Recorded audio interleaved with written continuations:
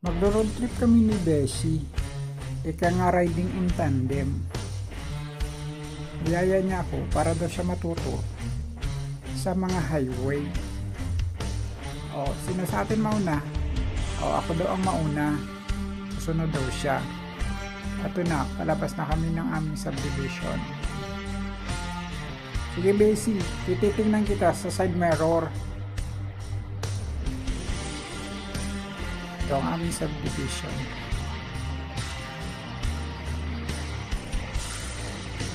Oops, hams. Malapit na kami sa aming date.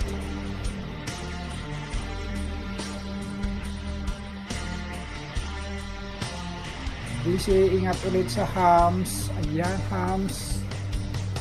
Ito na kami sa gate. Ayan ang aming arko ng Lamar. Papasok kami sa Cambal Road. Eto na. Dito na kami sa Cambal Road. Tila pa yatang babagsak yung ulan. Sana wag naman. Kulimlim.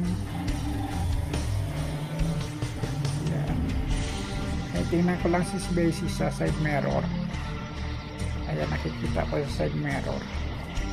Sa likod ko siya. Sana naman hindi traffic. Kasi dito sa Cambal Road, may ginagawang malaking drainage. Dito minsan traffic dito. Kaya nakabuhol-buhol yung sasakyan. Ayan, malapit na kami sa may ginagawang drainage. Sana may bantay.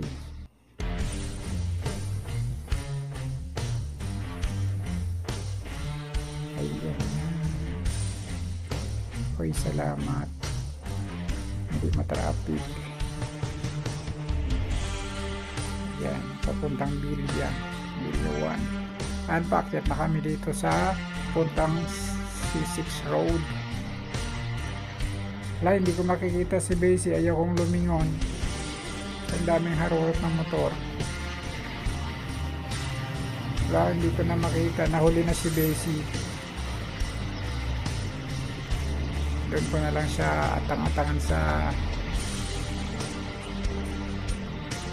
malapit sa C6 Road.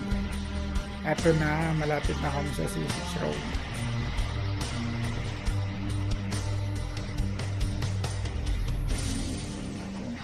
Yan, napakadaming sasakyan. Wala si Beshi, hindi ko talaga siya